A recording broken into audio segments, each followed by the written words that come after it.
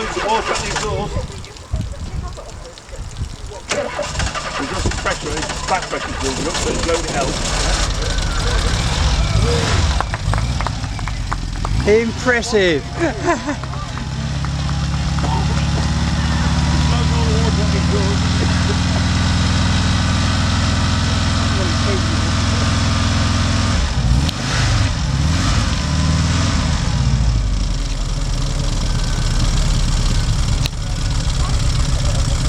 It's actually running smoother than it was before. A bit of extra lubrication.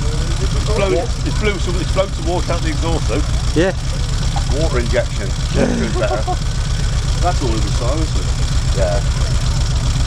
We blew most of that the engine. Yeah! That doesn't sound too bad then.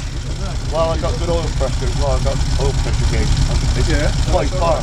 That's a 5 bar. So crank sort of device.